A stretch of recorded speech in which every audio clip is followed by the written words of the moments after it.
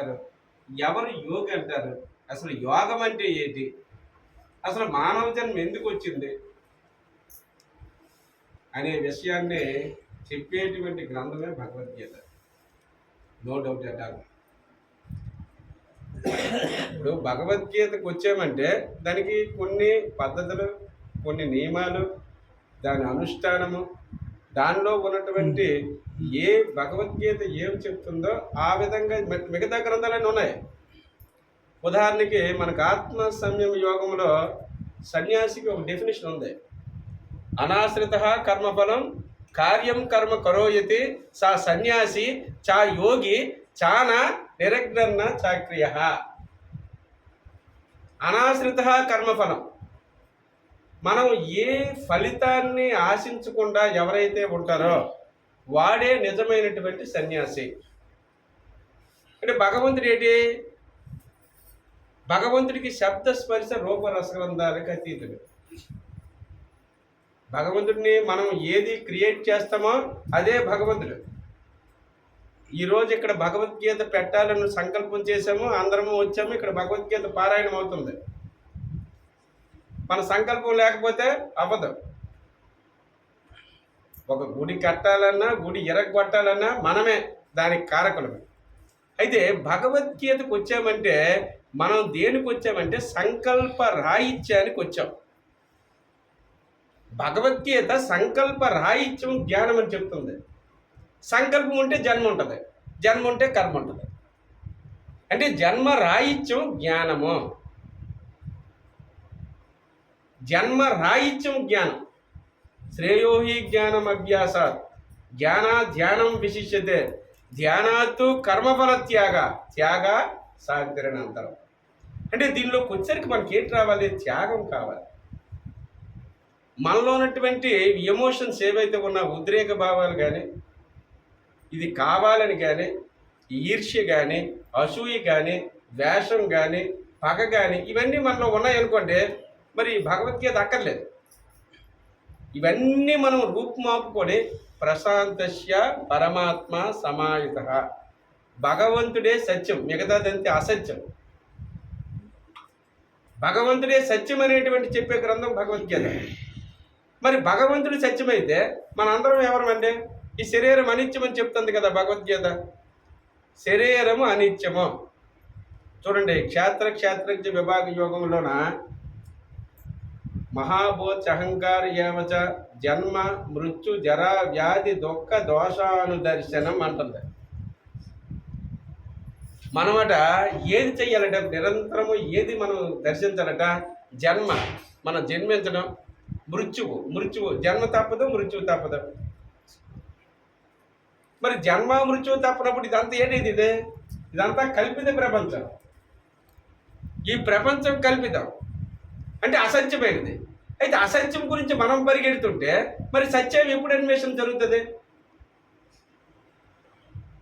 జన్మ మృత్యు జరా వ్యాధి దుఃఖ దోషానుదర్శనం, అప్పుడే మనకు ఆత్మ స్థితి కలుగుతుంది అనేది మన భగవద్గీత చెప్తుంది.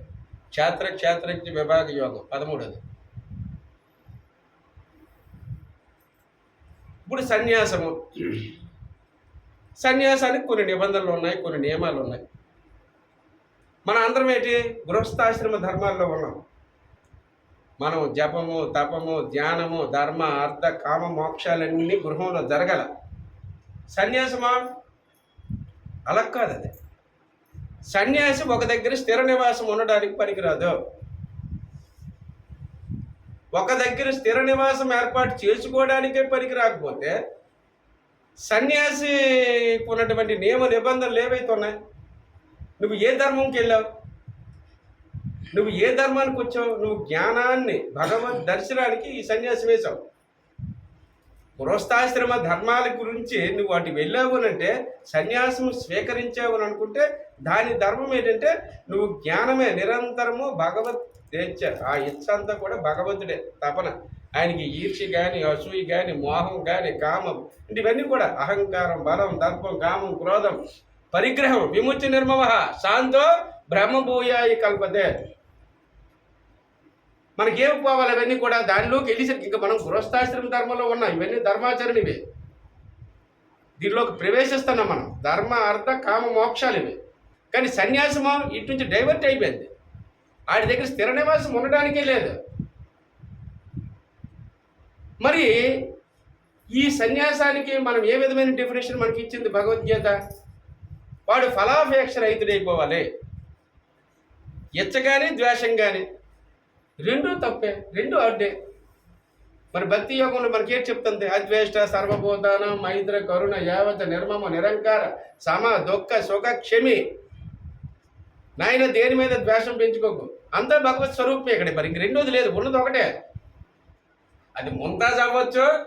అంటే ఇవన్నీ కూడా ఎలాగుంటుందంటే మనం నాలెడ్జ్లోకి వచ్చేసరికి కనిపిస్తుందంత సత్యమే, మరి అసత్యం లేదు. అంతా భగవంతుని యొక్క ఆధీనమే. ఈ పిపీలకాది బ్రహ్మ పర్యంతము కూడా భగవత్ స్వరూపం అయిపోయింది. భగవంతుడికి ఏంటి? శబ్దస్పర్శ రూప రసగంధాలకు అతీతుడు. అసలు భగవంతుడికి ఇవేమీ లేవు. ఇవన్నీ మనం ఏర్పాటు చేసినవి. మీకు నచ్చింది మీరు ఒకటి చేశారు, ఆయనకు నచ్చింది ఆయన ఒకటి చేశారు, నేను ఒకటి నచ్చింది నాకు ఒకటి చేశాను. వీటన్నిటికీ మనం ఏంటి చేస్తున్నామంటే సనాతనాన్ని చొప్పిస్తున్నాము. సనాతనం అంటే ఏంటి? సత్యమైనది సనాతనము. ఏం చెప్తుంది? నీతం కురు కర్మత్వం కర్మజాయో యకర్మణ శరీర యాత్ర పెంచదేన ప్రసిద్ధి ఏది? ఆయన నీతి కర్మ ఏది? భగవంతుడి గురించి ఈ మానవ జన్మ వచ్చింది. ఇది దేనికి వచ్చింది? ఇది స్వధర్మం ఏది? ఇది భగవంతుని తెలుసుకోవడానికి ఈ దేహం వచ్చింది. చూడండి, ఇది వదిలేసి మిగతావన్నీ మనం చేస్తాము. అయితే నిజంగా భగవంతుడు ఎక్కడ ఉన్నాడు? బయట ఉన్నాడా? స్వధర్మం విధనం శ్రేయ పరధర్మం భయావహ. మనందరం ఎక్కడ పడుతున్నాం? పరధర్మాన్ని పరిగెడుతున్నాము. తిరిగి తిరిగి తిరిగి తిరిగి భగవంతుడు ఈ ముల్లోకలు ఎక్కడెక్కడెక్కడ తిరిగి లాస్ట్కి ఎక్కడ దొరుకుతుందండి? మన లోపల మనం కూర్చుంటేనే, మనల్ని మనం ఎరిగితేనే, మన గురించి మనం తెలుసుకుంటేనే శాంతి లభిస్తుంది. అయితే లోపల ఉన్నాడు ఎవరు? భగవంతుడే ఉన్నాడు. క్షేత్రజ్ఞం చాపిమాం విద్ది సర్వక్షేత్రేషు భారత క్షేత్రజ్ఞో జ్ఞానం ఎత్తది జ్ఞానం మతం మమ. ఇది క్షేత్రము. అప్పుడు ఏంటైపోయింది? దేహమే దేవాలయమైంది. దేవాలయంలో ఉన్న జీవుడే దేవుడయ్యాడు. దీన్ని తెలుసుకోవడమే జ్ఞానం అయ్యింది. మరి ఈ జ్ఞానాన్ని మనం వదిలేసి మనం బయట తిరిగితే మనకు అశాంతి తప్ప. ఎందుకది అంత అసత్యమా? ఈ ప్రకృతి కనిపిస్తున్నటువంటి ప్రకృతి అంతా కూడా దానికి ఒక కాలం ఉంటుంది, దానికి ఒక లిమిట్ ఉంటుంది. ఆది అంచె మధ్యాలు ఉంటాయి. కానీ భగవంతుడు పరమాత్మ తత్వానికి ఆది మధ్య అంచె రహితం కదా. ఇప్పుడు ఆది మధ్య అంచె రహితం. ఇప్పుడు సత్యనారాయణ ఉన్నాడు. ఇప్పుడు ఆయన అనకూడదు, తన కొడుకుని త్యాగం చేశాడు భగవంతుడి గురించి. సాక్షాత్తు జన్మించినటువంటి పుత్రుడినే తన ధర్మానికి, నేను భగవంతుని ధర్మంలో ఉన్నాను. ఆ కుర్రాడు అడ్డు చెప్తే, ఆయన నువ్వు నాకు అక్కర్లేదు, నాకు భగవంతుడే కావాలని వచ్చినవాడు. ఇప్పుడు ఈయనేటో ఇప్పుడు ఆ డ్రెస్ వేసుకొని ఇది మార్చుకొని ఆ కాషాయం వేసి సన్యాసం స్వీకరించడానికి కొన్ని ధర్మాలు ఉన్నాయి. గృహస్థాశ్రముల నుంచి నువ్వు సన్యాసంకి వెళ్ళావనుకో, ఆ ధర్మం వేరు. ఇప్పుడు గృహస్థాశ్రమంలో మనం ఉండి మనం ఇది చూసారా, స్టేజ్ ఎక్కి యాక్ట్ చేసినట్టుగా ఈ సన్యాసం వేసుకొని మనం ఆడి పాడి గెండితే అప్పుడు ఏంటవుతుంది? పరధర్మం భయావహ. అది పరధర్మం అవుతుంది. నీ స్వధర్మం ఏది? ఈ దేహమే దేవాలయం. దేహో దేవాలయ జీవో సనాతన ప్రవక్త. సనాతనమైన వాడు ఎవడు? ఈ జీవుడే. ఈ జీవుడు దేహాన్ని ధరించాడు. తను తెలుసుకోలేక జీవుడయ్యాడు. తెలిస్తే దేవుడు అవుతాడు. తనను తాను ఎరిగాడు అనుకోండి, దేవుడు అవుతాడు. అవ్వాలంటే దానికి కొన్ని నియమ నిబంధనలు అనేటువంటివి అవసరం. అవి మనం పెద్దల ద్వారా ఇప్పుడు ఏదైతే గురువులు పెట్టారో, గురు దర్శనం పుణ్యం, స్పర్శనం పాపనాశనం, సంభాషణం మోక్ష కోటిదాయకం. ఎవరు గురువు? కృష్ణం వందే జగద్గురుం. స్వామి మనకి ఇచ్చారు భగవద్గీత. మరి భగవద్గీత మనకి గురువదనం. సాక్షాత్తు కృష్ణుడు మనకు కనిపించక్కర్లేదు, ఆ ద్వారా మనకి జ్ఞాన ప్రబోధం జరుగుతుంది. అయితే మనం ఎక్కడికి వెళ్ళిపోతున్నామో, మనం ఏం చేస్తున్నామో, మన చర్యలు ఏంటి ఉంటున్నాయి? ఈ ఆశ, ఈ వ్యామోహం, ఈ కామ క్రోధ లోభ మోహ మద మత్సరాలు. చూడండి, ఆ వెనక పరిగెడుతున్నాం మనం, ఆ మోహంలో కూలిపోతున్నాం.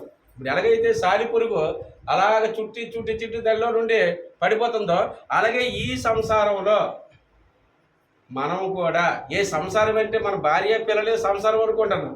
మిగతా లంపాటకం అంతా ఏది చేసినా అది పెద్ద సంసారం. ఇప్పుడు ఆ వండవ సాయి ఉన్నాడు, అది ఏంటండి ఎంత యాతన చెప్పండి. ఆ సాయిరాం అనకూడదు ఈ 12-13 రోజులు 10 లక్షలు 15 లక్షలు, ఇది భార్య పిల్లలు చిన్నది. ఇది మిగతా ఆశ్రమాలు కానీ పీఠాధిపతులకు ఉన్నాయంటే అది ఎంత నరకం అనుకున్నారు. త్రివిధం నరకస్యాదే ద్వారము నాశనమాత్మన కామ క్రోధస్తదా లోభ తస్మాదే తత్రయం త్రిజేత్. ఈ 3 నరకానికి ద్వారాలు. కామం అంటే దాని మీద కోరిక, మనం ఒక ఆశ్రమం కట్టాలి, నేను ఒక గురువుని అవ్వాలి, నాకెంత అందుకునేది ఎంత యాతన అనుకున్నారు. మన సంసారం మనం ఎంతకుండాలంటే వెరీ టేక్ ఇట్ ఈజీగా బతకాలండి. 84 లక్షల జీవరాశులు మన స్వామికి అదే అన్నారు, స్వామి మీరేంటి కాషాయం వేసి తిరగండి స్వామి, మీరు బిడ్డను వదిలేశారు. ఆ భార్య కిడ్నీ ఇచ్చాడు అతను ఇంకొకరికి. ఒకరు డబ్బులు ఈ 25-30 లక్షలు తెచ్చి నీకు ఎంత కావాలి లక్షలు తీసుకుంటే అవన్నీ త్యాగం చేశాడు. ఈయన తిరుగుతాడు కాషాయం వేసుకొని. నువ్వు ఏ రూట్లో ఉన్నావు?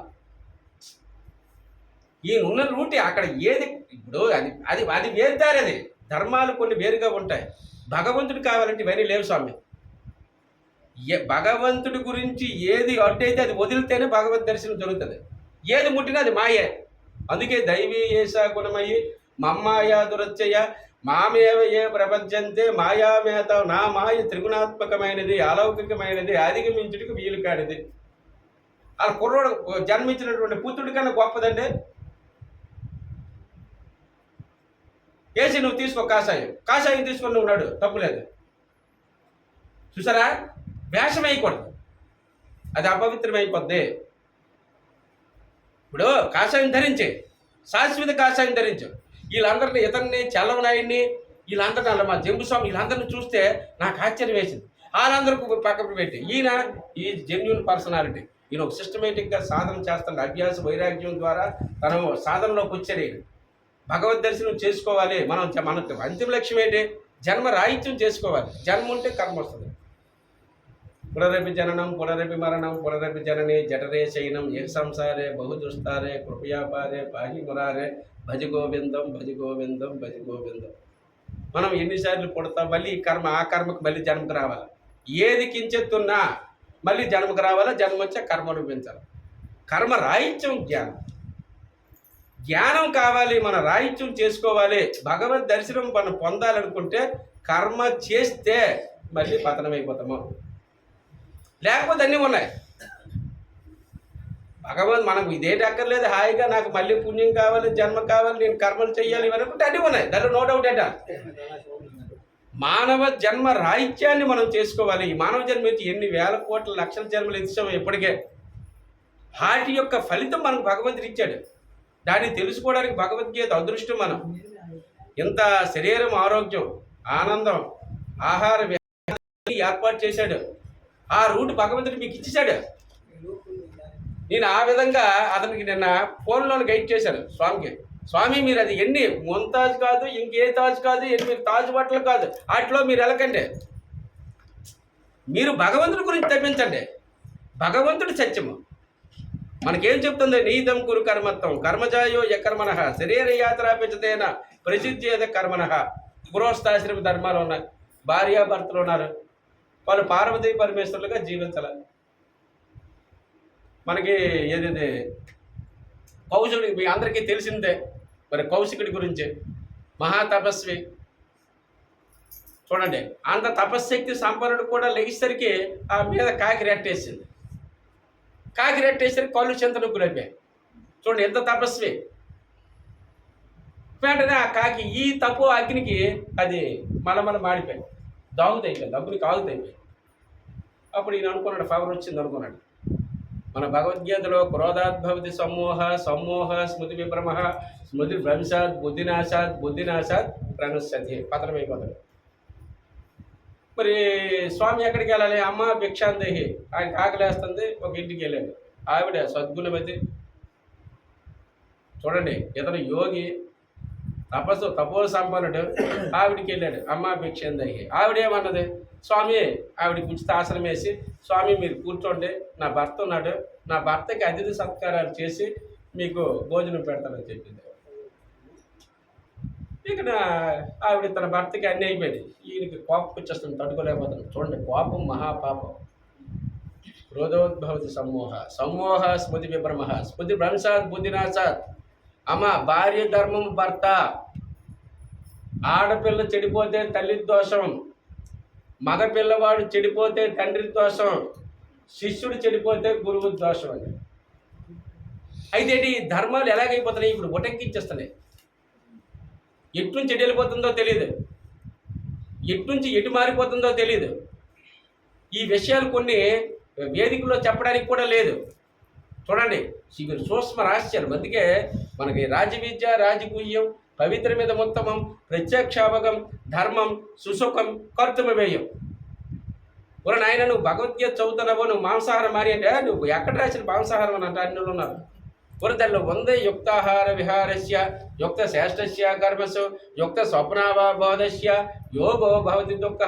నాయన, నీ ఆహారం యుక్తం ఉండాలి. మనం ఎవరితో ఉండాలి? మంచి సాత్వికమైనటువంటి ధర్మబద్ధమైనటువంటి ఆహారాన్ని తీసుకోవాలి. ఆహారం యొక్క సూక్ష్మరూపమే మనస్సు. మనం ఏ ఆహారం మనందరికీ తెలుసు, మొదట లేదు తొదక లేదు, నడుము బట్ట గట్ట నగుబాటు కాదట. అందరము చచ్చిపోతాం, వెనక ముందు తేడా, ఎవరూ ఉండం. ఇది అందరికీ జగమెరిగిన సత్యం. అది చూసారా, అందరికీ తెలిసిందే. జాతస్య ధ్రువో మృత్యు ధ్రువం జన్మ మృతస్య తస్మాత్ పరిహార్యేద్దే నత్వం శోషితు మరహసే. పుట్టడం ఎంత సహజమో మరణం ఎంత సహజం. పుట్టడం ఎంత సహజమో మరణం. అయితే ఇది చదిపోతామని మనకు తెలిసి ఈ ఈర్ష్య, అసూయ, ద్వేషం, పగ, కోపం, నేను గొప్పవాడిని, నా మతం గొప్పది, నేను గొప్పవాడిని. చూడండి ఎన్ని, ఈరోజే కాదు గతంలో కూడా ఈ కొట్లాట్లు వచ్చినాయి. ఇది కలియుగం. ఈ కలియుగంలో ఇప్పుడు స్టార్ట్ అయిపోయింది. ఇప్పుడు నేను గొప్ప, నేను గొప్ప. ఇప్పుడు ఎలా కొడుతున్నాం? నేనంటుంది ఏంటంటే జ్ఞానము వేరు, ఇటు ఉన్నటువంటి భౌతికమైనటువంటి పరిస్థితులు వేరు.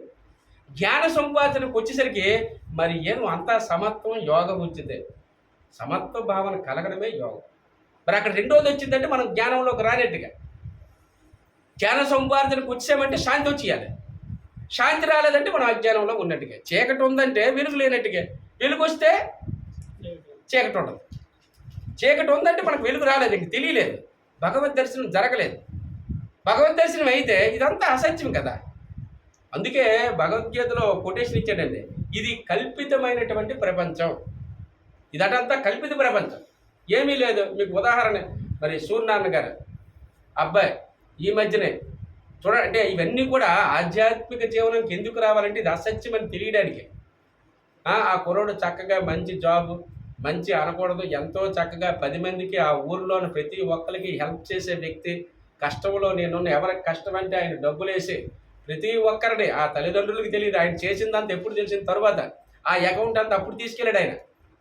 చూడండి, ఆయన ఉన్నప్పుడు ఆ మాయ ఎలా ఉంటుందంటే మమ్మాయ దురచ్చయ్య, అంటే ఈ శరీరము సత్యము కాదు అని చెప్పడానికి ఉదాహరణ.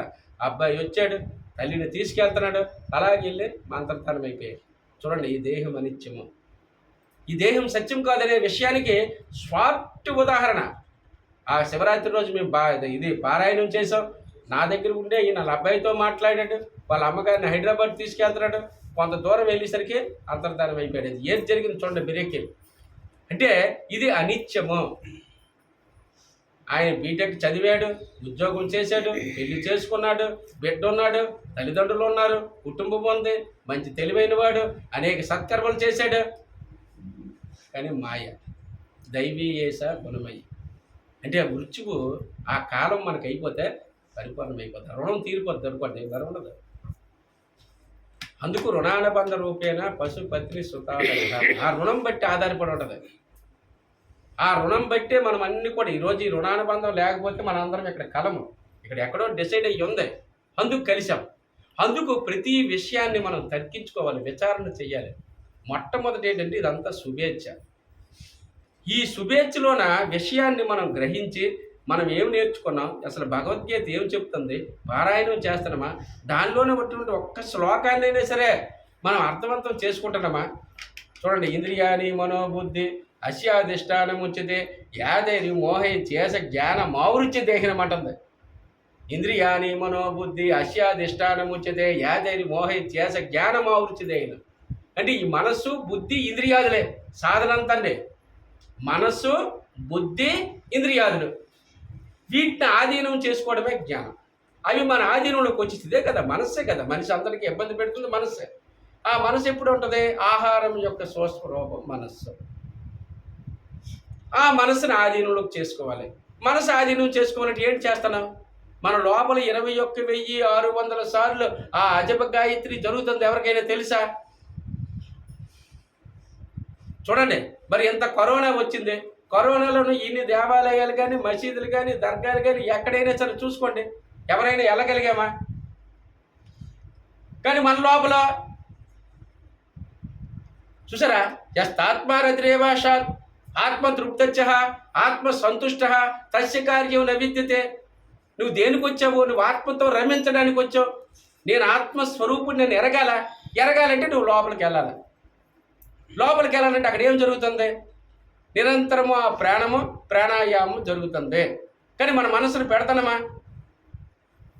చూడండి, అపానే ప్రాణం ప్రాణే పానం తదాపరే ప్రాణాపాన గతి రుద్వ ప్రాణాయామ పరాయణ. మరి యోగులు ఏం చేస్తారు? యోగి యుంజేత సతతం ఆత్మానం రాశిస్థిత ఏకాకి యథచిత్తాత్మ నిరాశేర పరిగ్రహ. గొప్పడు ఎవడండి సృష్టిలోనా? చెప్పండి భగవద్గీత. తపస్విభ్యాధికో యోగి కర్మిభిచ్చాధికో యోగి జ్ఞానిభ్యోపి మధోధిక తస్మాత్ యోగి భవార్జున. ఓరు నాయన, వీళ్ళందరికంటే గొప్పోడు ఎవరు? యోగి.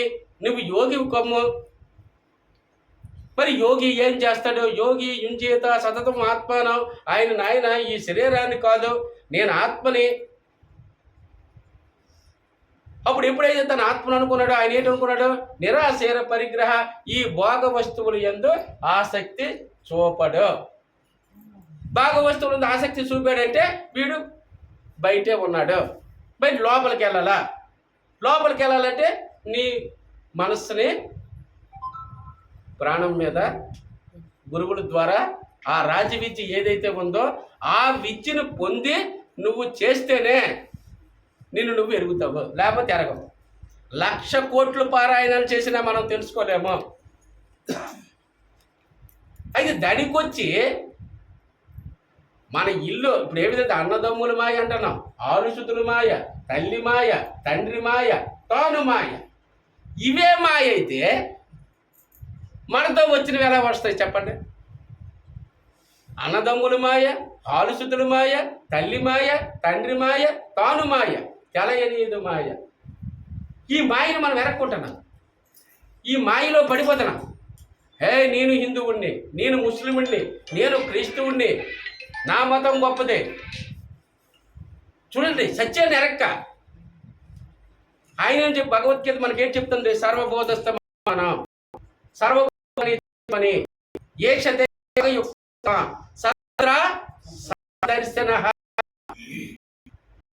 యోగి ఏం చేస్తాడు? అందరిలో ఉన్న ఈ 8 లక్షల జీవరాశుల్లో ఉన్నటువంటి చైతన్యం ఒకటే. నేను 84 లక్షల జీవరాశుల్లో ఉన్న చైతన్యం నేను. అప్పుడు ఏది? సర్వభూతానం అందరిలో ఉన్నవాడు ఈశ్వరుడే. ఈ ఈశ్వరుడు వెళ్ళిపోతే ఈ శరీరము శవమైపోద్ది. ఈశ్వర సర్వభూతానం సర్వభూతస్థమాత్మానం సర్వభూతాని చాత్మనే ఏక్షతే యోగయుక్తాత్మ సర్వత్ర సమదర్శన. అప్పుడు సమ్యక్ దర్శనం వస్తుంది. ఏది చూసినా భగవంతుడే కనిపిస్తుంది, మరి రెండోది కనిపించదు. ఇప్పుడు ఏంటవుతుందంటే ఫస్ట్ స్టార్టింగే మనం ఇంప్లిమెంట్ చేయలేకపోవడం వల్ల ఈరోజు సిగరెట్ తాగుతున్నారు, భజన చేసేటప్పుడు తాగేసి భజన చేస్తున్నారు. చూడండి, భగవద్గీత చదివినటువంటి వాళ్ళు ఏంటుంది, ఈ భగవంతుడు దేనికి పుట్టించాడు? కరెక్టే, పులిని చంపిస్తేనే అది చంపేస్తుంది. ఏవైతే వన్యపురాణాలు ఉన్నాయో అంటే భగవంతుడు మనకి ఇచ్చినటువంటి బాడీ అంతా కూడా మనకి ఓన్లీ శాకాహారానికి సంబంధించినటువంటి సిస్టమే మన బాడీ అంతా. No doubt at all. మనది మాంసాహారానికి తిన్నటువంటి శరీరము కాదు మనది. మన శరీరంలోనే సిస్టమ్ అంతా పెట్టాడండి. మూలాధారం, స్వాదిష్టానం, మణిపూరక, అనాహత, విశుద్ధ, ఆగ్నేయ, శాస్త్ర.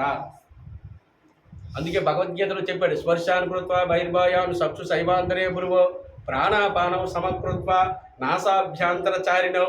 ఎక్కడుంది నేను ఎక్కడున్నాను అనుకుంటున్నారు ఆయన చెప్పాడు. చూడండి, భగవంతుడు ఎంత ఈజీగా చెప్పాడో మనం విచారణ చేయట్లేదు. మనది ఏంటవుతుంది? శుభేచ్ఛ. ఇక్కడ 18 అధ్యాయులు పారాయణ చేశారా, మనకు పుణ్యురా? పుణ్యమే, నో డౌట్ అంటారు. కానీ పురుషార్థాన్ని ఎదగకూడదు. 18 అధ్యాయులు పారాయణ చేసాం, 18 కొబ్బరికాయలు కొట్టాం, ఇవన్నీ కూడా పూజ చేస్తాం, చక్కగా అతిథి మరియు సత్కార్యాలు జరిగిపోతాయి. కానీ విషయాన్ని గ్రహించకపోతే ఇలాగ లక్షల జన్మలు, లక్షల కోట్ల జన్మలు ఎత్తాలి. జన్మ రాహిత్యం జ్ఞానం అనేది చెప్పే గ్రంథం భగవద్గీత. అయితే ఏం చెప్పాడు? స్పర్శానుకృత్వా బహిర్భాయాన్ చక్షుషైవాంతరే భ్రువో. ఈ 2 కనుబొమ్మల మధ్య స్థానములో నా స్థానము. మనం ఎప్పుడైనా ఎంతసేపు ఉండనమా, తెలుసుకుంటున్నామా? ఈ 2 కనుబొమ్మల మధ్య స్థానంలో కనీసం మనం ఒక 10 నిమిషాలు ఉండగలుగుతానమా? మనసును ఏకాగ్రతలో పెట్టగలుగుతానమా?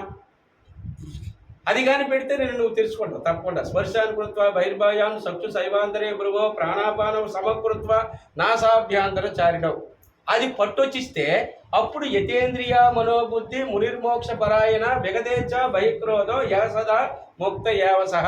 అప్పుడు మాత్రమే మన మనస్సు, మన బుద్ధి, మన ఇంద్రియాదులు అదుపులోకి వస్తాయి.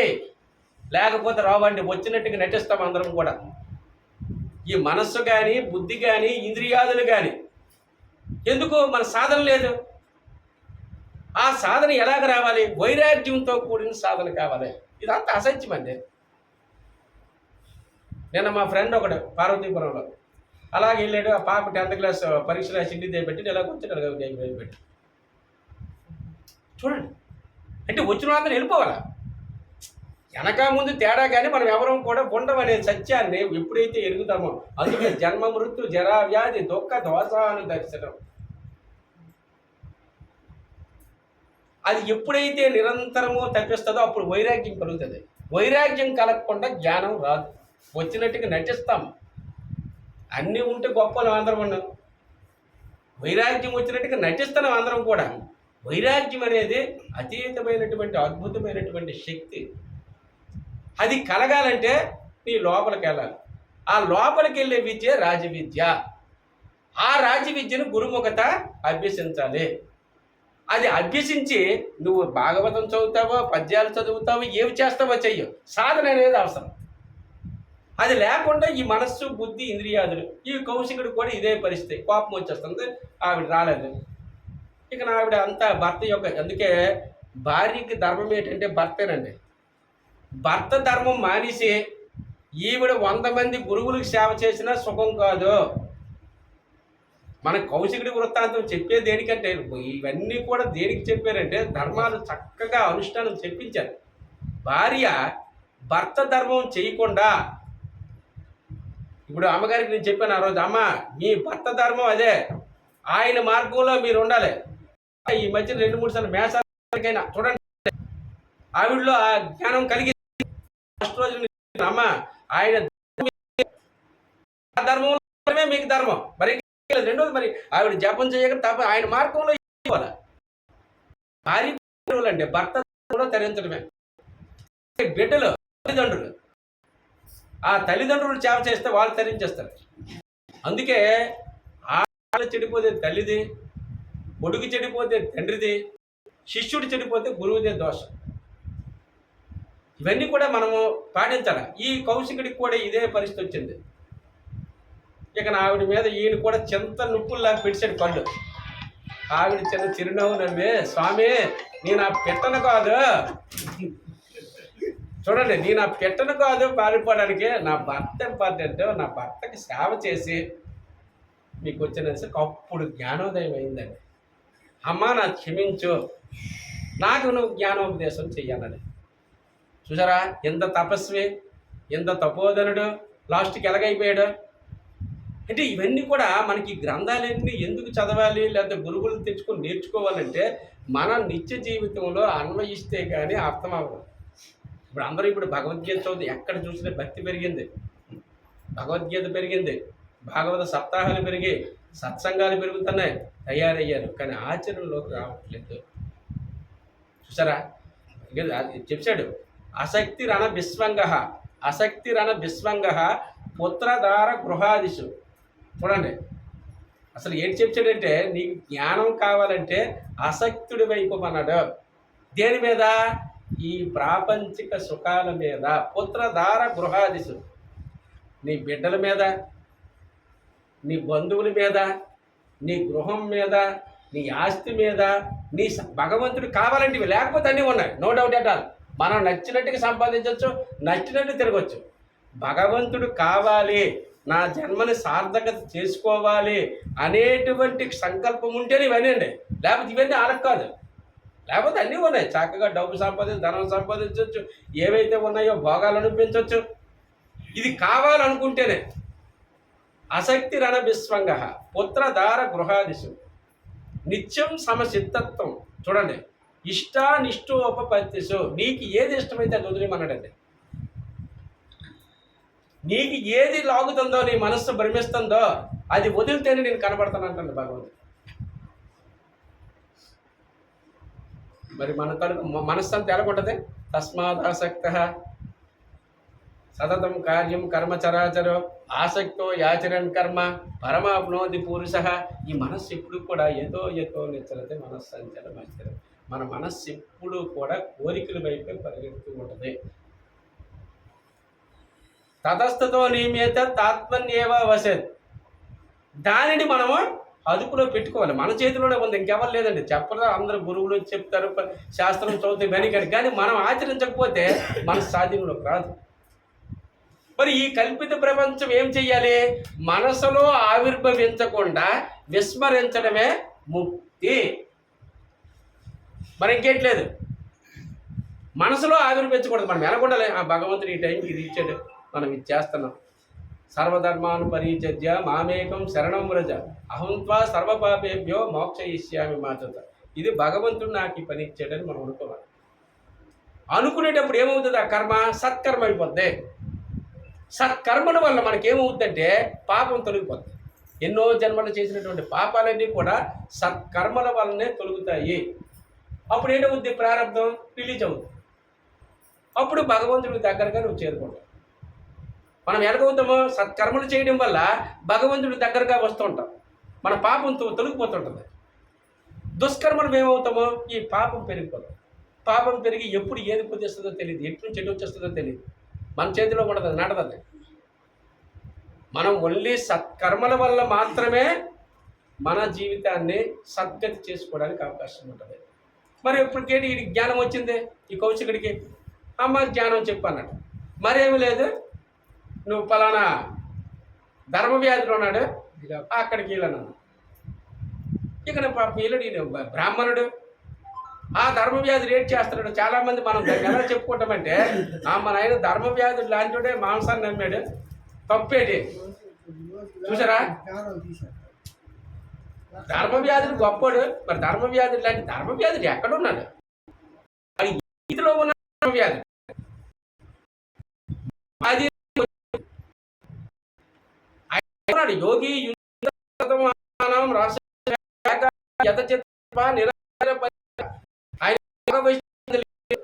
ఆ ధర్మంలో జన్మించాడు, ఆ వృత్తిలో జన్మించాడు, ఆ వంశంలో జన్మించాడు. ఇప్పుడైతే మనకు వృత్తులన్నీ జీవనోపాధి మార్గాలు ఉన్నాయి. ఆ రోజుల్లో జీవనోపాధి మార్గాలు లేవు. చాలా కష్టమైనటువంటి రోజులు, తను తినడానికే కష్టమైనటువంటి రోజులు. ఆ జన్మకు వచ్చాడు ఆయన. ఆ వంశంలో కసాయి వృత్తిలో జన్మించాడు. అది అక్క స్వధర్మం అయ్యింది. ఆ స్వధర్మం ఎలాగ చేస్తున్నాడో? ఎవరో చంపినట్టు, తను చంపలేదు, తను జీవహింస చేయలేదు. చంపినటువంటి మాంసాన్ని అమ్మేవాడు. అమ్మి ఎందుకు అమ్మేవాడు? తన తాలూకు వృత్తులైనటువంటి తల్లిదండ్రుల యొక్క సేవ చేయడానికి, వాళ్ళకింత తిండి పెట్టడానికి, తన జీవనోపాధిని అంతవరకే. ఆ వచ్చిన డబ్బులతో వాళ్ళకి సేవ చేసి తిండి పెట్టేవాడు. ఈయన వచ్చాడు అక్కడికి. వచ్చి చూసేసరికి ఈయన అసహించుకుంటాను. ఏంటిది? స్వామి నమస్కారం, ఉండండి, నా పని ఇది అయిపోయిన తర్వాత మీకు ఇంటికి తీసుకెళ్తాను అనుకుని అమ్మిన తర్వాత ఇంటికి తీసుకుని వెళ్ళి ఈయనకి ఉచితాసనం వేసి, నా తల్లిదండ్రులు ఉన్నారు, వాళ్ళకి నేను సేవ చేసి మీ దగ్గరికి మీకు సపరివారి చర్యలన్నీ చేస్తానని చెప్పాడు. వెళ్ళి ఆ వృద్ధులైనటువంటి తల్లిదండ్రులకి సేవ చేసి వాళ్ళకి తిండి పెట్టి ఆ తర్వాత ఈయన వచ్చాడు ఇక్కడ. అంటే వాళ్ళు ఎంత శాస్త్ర సమ్మతంగా, ధర్మబద్ధంగా అప్పటున్న కాలమాన పరిస్థితులు బట్టి తన జన్మని రాహిత్యం చేసుకున్నారు వాళ్ళు. మరి ఇప్పుడు ఆ ఒక్క పాయింట్ పెట్టుకుని మన ఆయన ధర్మవ్యాధుడు లాంటోడే వాడాడు. మనం ఎక్కడికి వెళ్ళాం? మనం దేంతో తింటున్నాం? మనలో ఉన్నటువంటి కోరికలు నశించాయా? చూసారా, చిత్తవృత్తి నిరోధ యోగ. యోగం అంటే ఏంటి? కలయిక. మనకి భగవద్గీతలో ఒకటి ఉంది శ్లోకం, యాశా బ్రాహ్మీ స్థితి పార్థనాన్యం ప్రాప్య విముక్తి స్థిత్వా సామంతకాలేపి బ్రహ్మ నిర్వాణ మృత్యతి అన్నాడు. యాశా బ్రాహ్మీ స్థితి, ఆ బ్రాహ్మీ స్థితి కలగాలి కదా. ఎప్పుడు కలుగుతుంది? వైరాగ్యం కలగాలి. వైరాగ్యం ఏం చేస్తుంది? దేహినోస్మిన్ యదా దేహే కౌమారం యవనం జర తదా దేహాంతర ప్రాప్తి ధీరస్తత్ర ముహ్యతి. మనకు తెలియాలి ఇది సత్యం కాదని. మనకు తెలియకుండా బాల్యం అయిపోతుంది, మనకు తెలియకుండా యవనం అయిపోతుంది, మనకు తెలియకుండా కౌమారం అయిపోతుంది, మనకి తెలియకుండా వృద్ధాప్యం పడిపోతుంది. చూడండి ఇవి ఎలాగ వచ్చేస్తున్నాయి. ఇది ఎవరైనా చేస్తున్నాడా? మనం అనుకుంటాం ఒక నాయన వీళ్ళకి నేర్పాలి. మన లోపల ఇన్ని ఈ విషము కానీ ఈ కాలం కానీ మన లోపల ఉన్నటువంటి ఏవి అనేక రకాలైనటువంటి వికారాలన్నీ కూడా ఎవరు నేర్పితే వస్తున్నాయండి. ఆ ఈర్ష్య కానీ, అసూయ కానీ, ద్వేషం కానీ, పగ కానీ, ఆకలి కానీ, కోపం కానీ చూడండి అవన్నీ లోపల నుండి అంతర్గతంగా చూపిస్తున్నాయి. ఎందుకు? ఈ జీవుడు సనాతనము. సనాతన ధర్మం అంటే అసలు ఏంటనుకున్నాడు? జీవుడు సనాతనము. ఈ జీవుడు ఎప్పుడూ ఉన్నాడు. ఎన్ని లక్షల కోట్ల జన్మలు పెట్టి ఉన్నాడు. ఈడి దేహంలోకి వచ్చాడు పుణ్యం వల్ల. ఈ మానవ జన్మలోకి వచ్చాడు. వచ్చి జన్మ రాహిత్యం చేసుకోవడానికి వచ్చాడు. చూసారా, పెళ్లి చేసుకుంటానో, సంసారం చేస్తానో, పిల్లల్ని కంటానో, డబ్బు సంపాదిస్తానో, అధికారమో, హోదాకి జీవుడు రాలేదు. ఎవరో భక్త కబీర్ చెప్పాడండి, గర్భ కుంటుపరి ఓరద తపకరతో సాసు సాసు చమరత ప్రభరతో ఓరజు పరే చోట్ చెడానా దేవనహర్ మనహి బసరా అన్నాడు. ఆ తల్లి గర్భంలో 7వ నెలలో ఆ జీవుడు వచ్చిన తర్వాత 1000 కోట్ల ప్రమాణాలు చేస్తాడండి. ఎంత వేగం జన్మిస్తే భగవంతుడి గురించి వచ్చినటువంటి జన్మ ఇది. అందుకే నీతికరం ఏదట? నీతం కురు. భగవంతుడే నీతి, మిగతాదంతా అనీతమే. భగవంతుడే నీతి కర్మ, నీతం కురు కర్మత్వం కర్మజాన. ఈ భగవంతుడు నీతి కర్మ, మిగతాదంతా నీతి కర్మ. మనం ఏం చేస్తామో భగవంతుని వదిలేసి మిగతావన్నీ మనం చేస్తున్నాం. చూడండి, భగవంతుడిని మరిచిపోయి చేస్తున్నాం. ఈరోజు భగవంతుడికి 24 వంటలు పెట్టండి, వంటలు పెడుతున్నాం. భగవంతుడు ఆ కొండల్లో ఉన్నటువంటి కొండలకి వెళ్తున్నాం. కానీ మన లోపల మనం వెళ్ళలేకపోతున్నాం. చూడండి, మనస్సు, ఈ మనస్సు ఆధీనంలోకి రాకుంటుంది. ఈ బుద్ధి ఇంద్రియాని పరన్యాహు ఇంద్రియేభ్య పరమం మనః మనసస్తు పరాబుద్ధి యో బుద్ధే పరతస్తు సహా. ఈ కనిపిస్తున్నటువంటి స్థూల దేహం సత్యం కాదు. దీనిలో సూక్ష్మదేహం ఉంది, ఆ సూక్ష్మానికి కారణదేహం ఉంది. చూడండి, ఇప్పుడు ఇన్ని కనిపిస్తున్నాయి. ఇది మాయని మనం తెలియలేకపోతుంది. ఇవి కనిపిస్తున్న దేహం, సూక్ష్మ ఇది దేహం, 3 దేహాలు. మనం ఇక్కడ రాకముందే మన కారణ దేహం వస్తుంది, ఇది అబ్జర్వ్ చేస్తాం. ఆ లోపల సూక్ష్మదేహే కనిపిస్తుంది స్థూలం. ఈ స్థూలాన్ని పట్టుకొని మనం వెర్రి చేష్టలుగా పనిచేస్తాం. ఈ బాగట్లేదు. గాది అంటే ఒక సద్బ్రాహ్మణుడు ఉన్నాడు. రాముడు ఆయనకి ఏంటి అసలు మాయ అంటే ఏంటో తెలుసుకోవాలనిపించింది. గాది అంటే ఒక సద్బ్రాహ్మణుడు వెళ్ళిపోయి ఒక సరోవరంకి వెళ్ళాడు, స్నానం చేశాడు. చేసి అలా ఉండిపోయాడండి, నిశ్చేషుడు అయిపోయాడు. మరలా జన్మకు వచ్చాడు. మనం ఏ జన్మ పరంపరే, ఇది కాకపోతే అది, అది కాకపోతే ఇది. ఇది ఏది అనుకుంటామంటే మనం ఈ దిల్లోకి వెళ్ళిపోతే ఇది వెళ్ళిపోమనుకుంటాం కాదు. ఎప్పుడూ జీవుడు ఉన్నాడు. ఏంటి, ఈ జన్మరాహిత్యం అవనంత వరకు తిరగవలసిందే. ఈ గాది ఏం చేశాడు? మాయ గురించి తెలుసుకోవడానికి వచ్చాడు, తపస్సు చేశాడు. ఇక సరోవరంకి వెళ్ళాడు, స్నానం ఆచరించాడు, అలాగ ఉండిపోయాడు. నిశ్చేషుడైపు ఉండిపోయాడు. ఉండిపోయేసరికి ఇంకో జన్మకు వచ్చాడు. చూడండి, ఒక చండాలుడే ఇంట్లో పుట్టాడు. భార్య పిల్లలు కుటుంబంతో జీవిస్తున్నాడు. ఈలోపు భార్య పిల్లలు చచ్చిపోయారు. భార్య పిల్లలు చచ్చిపోయారు. చచ్చిపోయేసరికి విరాగ అయిపోయి తిరుగుతున్నాడు. ఏంటి, ఆయనకి వైరాగ్యం వచ్చింది. ఏంటి, నా భార్య లేదు, పిల్లలు లేదు, ఏంటి జీవితం, నేను ఇలాగైపోయాను కూడా తిరుగుతాను. అక్కడ ఒక దేశం కేసరి అనేటువంటి ఒక దేశం ఉంది. ఆ దేశంలో రాజుకి బిడ్డలు లేరు. ఈ రాజ్యాన్ని అప్పగించాలి. వాళ్ళు ఏం చేశారు, ఒక ఏనుక్కి ఒక పుష్పమాల పెట్టి ఈ పుష్పమాల ఎవరి మెడలో వేస్తుందో వాళ్ళని యువరాజుగా పట్టాభిషేకం వేస్తామని ఆయన తిరుగుతుంది. ఈయన విరాగై తిరుగుతున్నాడు. చూడండి మాయ ఎలా ఉంటుందో. అందుకే రాజే కింకరుడు, కింకరుడే రాజు. కాలానుగుణంగా ఈ రెండు సత్యం కాదు. సంతోషము సత్యం కాదు, విచారము సత్యం కాదు, సుఖము సత్యం కాదు. అంటే ఇవేవి అసత్యమే. క్షణం విత్తం, క్షణం చిత్తం, క్షణం మాయ. యమస్య కరుణా నాస్తి, మాతర్నాస్తి, పితర్నాస్తి, బంధునాస్తి, అర్థం నాస్తి, గృహం నాస్తి. తస్మాత్ జాగ్రత్త. జాగ్రత్త అనేది చెప్పేదే సనాతన సాంప్రదాయము, సనాతన ధర్మము. ధర్మం ఏం చెప్తుందంటే ఇవేమి చెప్పలేదండి. క్షణం విత్తం, క్షణం చిత్తం, క్షణం మాయ. యమస్య కరుణా నాస్తి, మాతర్నాస్తి, పితర్నాస్తి, బంధుర్నాస్తి, గృహం నాస్తి. తస్మాత్ జాగ్రత్త. జాగ్రత్త అని చెప్పేదే సనాతన హిందూ ధర్మం. ఈ గాది మేడలోనే ఆ ఏనుకేసిందండి.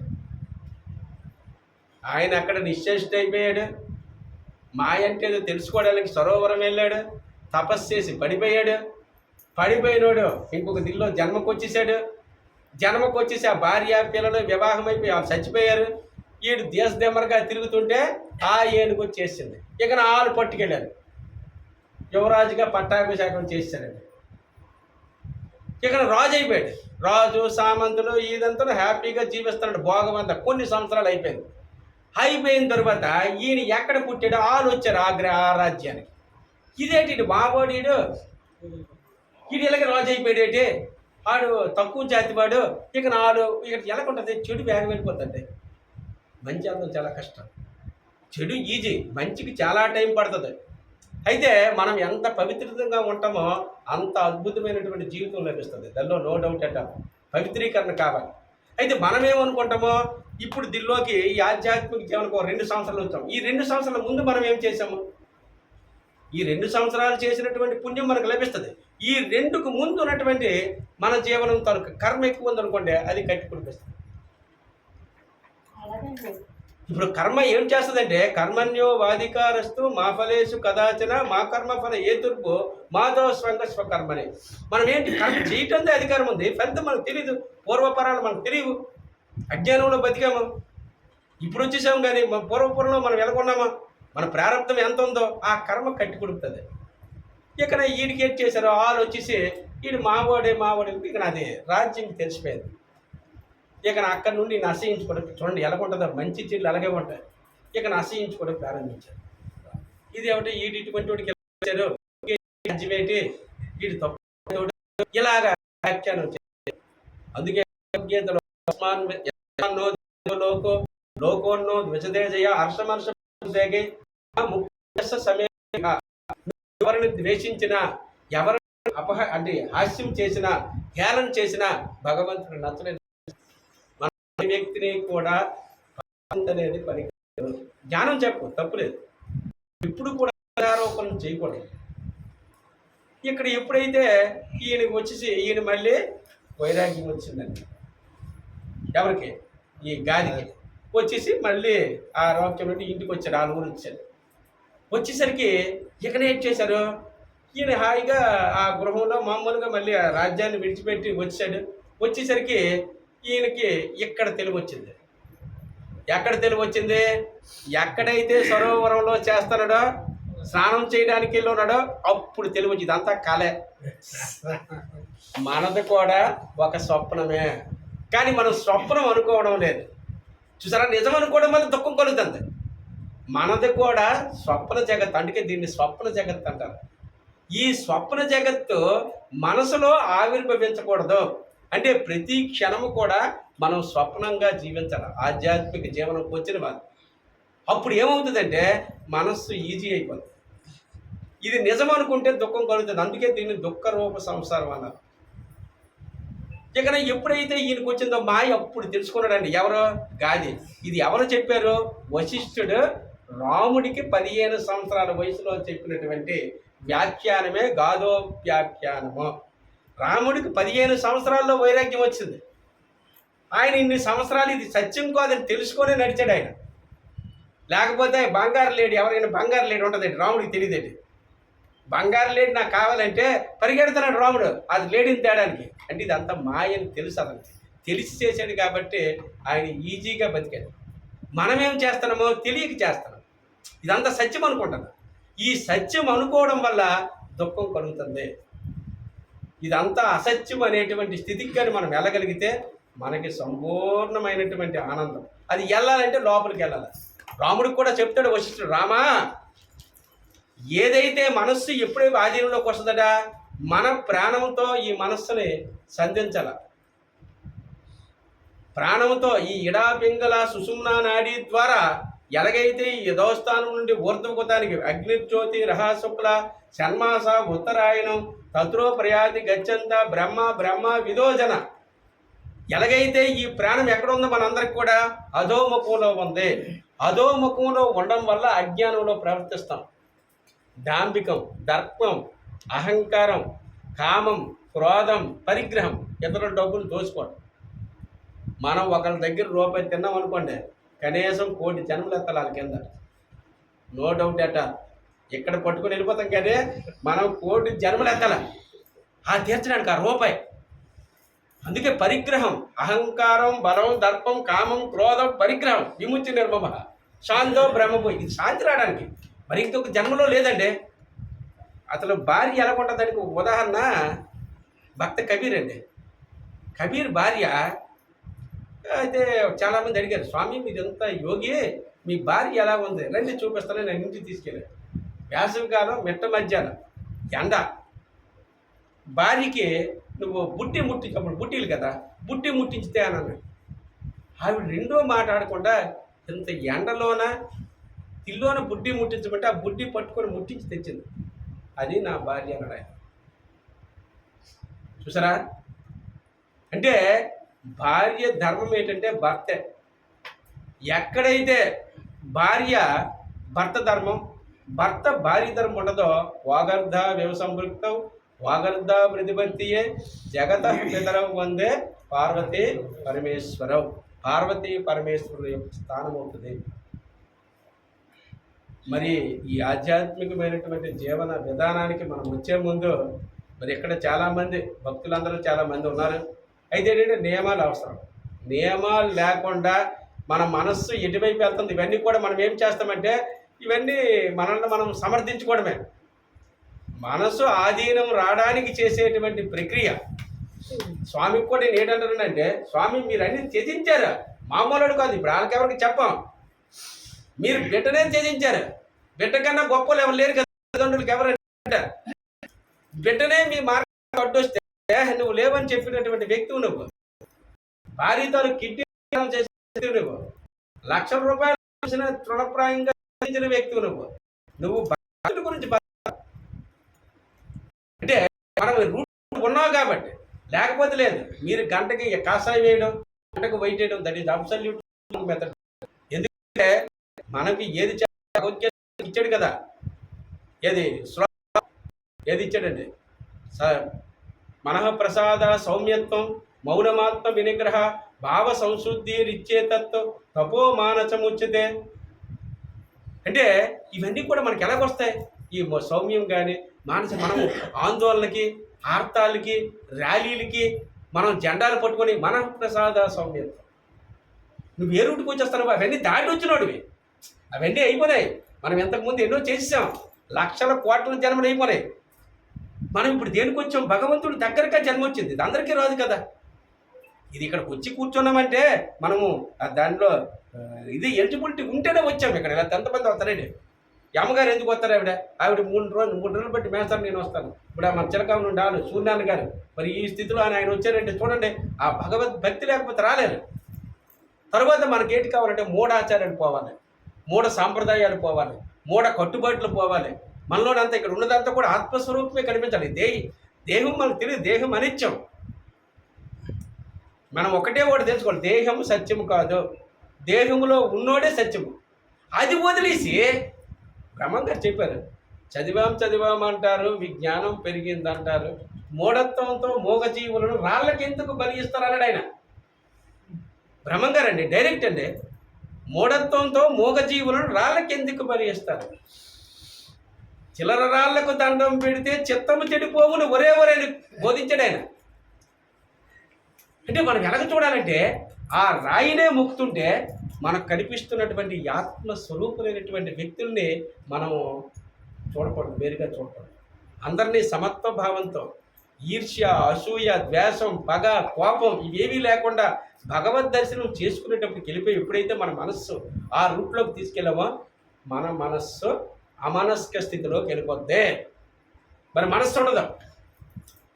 ఎప్పుడైతే మనస్సు లేదో ఈ దేహంలో మనం ఉన్నప్పుడే మనం సత్యాన్ని ఎరుగుతాం. సత్య దర్శనం జరిగిపోద్ది, జన్మ రాహిత్యం అయిపోద్ది, మానవ జన్మ సార్థకత అవుతుంది. మరి ఇటువంటి అద్భుత అవకాశాన్ని, అంటే మీకు పాపం వచ్చి రావచ్చు, లేకపోవచ్చు, కానీ విషయాన్ని చెప్పాల్సి వచ్చినప్పుడు సూటిగా చెప్పాలి. అది ఆచరించవచ్చు, ఆచరించకపోవచ్చు. కాషాయం ధరిస్తే నువ్వు, ఎందుకంటే గృహస్థాశ్రమంలో ఉన్నా కాషాయం ధరించుకో. కాషాయం ధరిస్తే ఆ రూట్లోకి వెళ్ళిపో. పరిత్యాగమే